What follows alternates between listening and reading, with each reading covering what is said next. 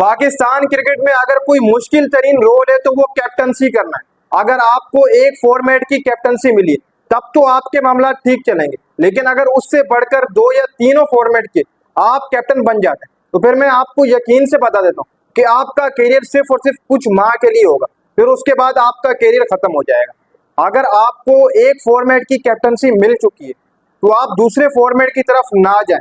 अगर आप दूसरे फॉर्मेट की तरफ जाएंगे, वनडे हो या टेस्ट हो, अगर आप मजीद 2 फॉर्मेट की कैप्टनसी ले लेंगे तो आपका कैरियर शायद बहुत मुश्किलात का शिकार हो जाएगा। आपका कैरियर शायद, जो आपका कैरियर सालों साल का है, वो कुछ अरसे में ही खत्म हो जाएगा। क्योंकि यहाँ पर पाकिस्तान क्रिकेट टीम की कैप्टनसी करना दुनिया का मुश्किल तरीन काम है। वो मैं क्यों कह रहा हूँ, क्योंकि एक प्लेयर की भी गलत सिलेक्शन कैप्टन के ऊपर इल्जाम लगा दी जाता है कि यार ये इसका दोस्त है या इसका यार है। एक प्लेयर अगर प्लेइंग 11 में आ जाता है, अगर उसकी 2 या 3 विकेट्स हैं कुछ डोमेस्टिक के टूर्नामेंट में, अगर उसको मौका मिल जाता है या वो पिट जाता है, चाहे उसकी टूर्नामेंट के अंदर अच्छी विकेट्स हो, अगर वो एक मैच के अंदर पिट जाता है तो यही बोला जाता है कि यार इसको मौका दिया ही क्यों गया था, ये कैप्टन का दोस्त है, दोस्ती यारी वाली प्लेइंग 11 है, ये कहा जाता है। फिर जब ये अल्फाजात प्रेस कॉन्फ्रेंस हो गई, मीडिया के ऊपर चलते हैं, तो as a captain, as a player बहुत ज्यादा और बहुत बड़ा प्रेशर पड़ता है। और ये प्रेशर आपको कैप्टनसी में हारे तो दिलवाते दिलवाता है, उसी के साथ साथ आपकी जो परफॉर्मेंस है उसको भी बहुत ज्यादा नीचे गिरा देता है। और जब आपकी कैप्टनसी में हारें आती हैं, आपकी परफॉर्मेंस डाउन होती है, तो आपको जहां पर तीनों फॉर्मेट की कैप्टनसी दी जाती है, वहां से तो आपको हाथ धोने ही पड़ते हैं तीनों फॉर्मेट की कैप्टनसी। उसी के साथ साथ आपको टीम से भी लात मार दी जाती है। ये है पाकिस्तान क्रिकेट का कैप्टनसी रोल, जो कि शायद दुनिया का मुश्किल तरीन रोल, और पाकिस्तान क्रिकेट का मुश्किल तरीन रोल मेरे हिसाब से कैप्टनसी करना। और अब सलमान अली आगा को T20 के बाद वनडे और टेस्ट की कैप्टनसी भी दी जा रही है। अब तक इतलात आ रही है और मजबूत तरीन उम्मीदवार सलमान अली आगा। मैं सलमान अली आगा के लिए कोई बड़ी चौड़ी बात नहीं कहूंगा, मैं यही कहूंगा कि सलमान अली आगा को मोहम्मद रिजवान की शक्ल देखनी चाहिए कि उसके साथ क्या हुआ, बाबर आजम की शक्ल देखनी चाहिए थी कि उसके साथ क्या हुआ। जब कैप्टन बनाया जाता है एक फॉर्मेट का, दूसरे फॉर्मेट की कैप्टनसी दी जाती है, तो फिर मामलात कहां पर जाता है। अब रिजवान को देख लो, रिसेंट रिजवान को T20 का कैप्टन बनाया, वनडे का कैप्टन बनाया, T20 की कैप्टनसी से हाथ धोना पड़ गया, सलमान अली आगा को लगा दिया, और अब देख लो रिजवान बाहर बैठा हुआ। और उसी के साथ साथ अब अगर सलमान अली आगा वनडे की कैप्टनसी भी पकड़ लेते हैं तो फिर आपके रिजवान शायद वहां से भी साइडलाइन हो, वहां से भी उनको साइडलाइन कर दी जाए।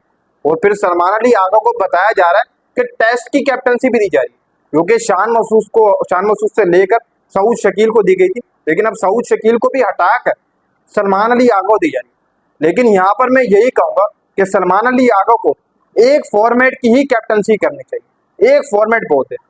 बाकी सलमान अली आगा को दूसरा वनडे फॉर्मेट नहीं पकड़ना चाहिए, ना ही टेस्ट फॉर्मेट पकड़ना चाहिए।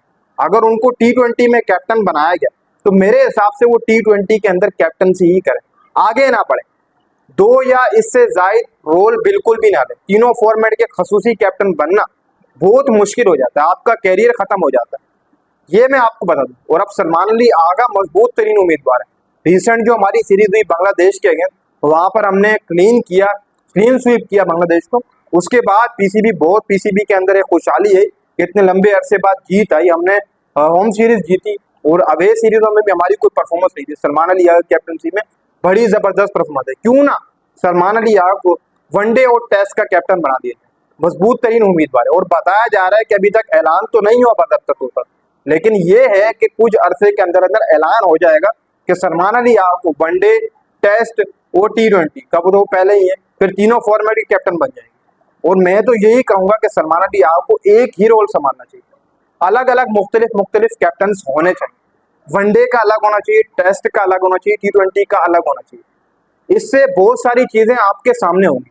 वो कौन कौन सी चीजें? सबसे पहले, जब आप एक फॉर्मेट के कैप्टन होंगे, उस वनडे फॉर्मेट का अलग होगा, T20 का कब होगा अलग होगा, और टेस्ट का अलग होगा। इससे ये है कि सेम प्लेइंग 11 नहीं होगी, इससे ये है कि सेम लड़के नहीं खेलेंगे, इससे अलग अलग लड़के खेलेंगे। क्योंकि जब एक कैप्टन होता है तीनों फॉर्मेट का, वो उन्हीं लड़कों को लेकर चलता है, वो चाहे वो टेस्ट में उन्हीं लड़कों के साथ जाएगा, फिर वनडे में भी उन्हीं लड़कों के साथ जाएगा, फिर T20 में भी उन्हीं लड़कों के साथ जाएगा। क्यों? क्योंकि वो यही कहता है कि यार जब इन्होंने मुझे टेस्ट T20 जितवा दिए तो ये वनडे भी जितवाएंगे। जब वो वनडे जितवाते हैं तो वो कहता है कि ये मुझे टेस्ट भी जिताए, क्यों ना मैं इनको टेस्ट में भी ले जाऊं, वनडे में भी ले जाऊं। ये एक माइंड बन जाता है और कैप्टन का इन्हीं प्लेयरों के ऊपर यकीन होता है। सबसे बड़ा मसला ये, फिर नए प्लेयर नहीं आते रोल में, नए प्लेयरों को मौका ही नहीं मिलता। इसलिए जब तीन तीन कैप्टन अलग होंगे तो तीनों का माइंड सेट अलग होगा, मुख्तलिफ मुख्तलिफ प्लेयर होंगे, अलग अलग तरीके से आजमाया जाएगा। लेकिन तीनों रोल तीनों फॉर्मेट का संभालना बहुत मुश्किल है। मुश्किल तो है, यही आपका कैरियर भी खत्म हो सकता है। लेकिन देखो सलमान अली आगा, अभी मैं समझता हूँ कि अगर रोल मिले भी सही तो नहीं लेना चाहिए, उनको बोल देना चाहिए कि यार मैं एक ही रोल संभालूंगा, वो है T20 की कैप्टनसी का, जो इस वक्त पाकिस्तान क्रिकेट टीम बेहतर जा रही है फिलहाल, वो वही रोल संभाले, वहां तक वो सीधे ठीक है मेरे हिसाब से। आपकी राय क्या है, आप कमेंट सेक्शन में लाजमी बताइए।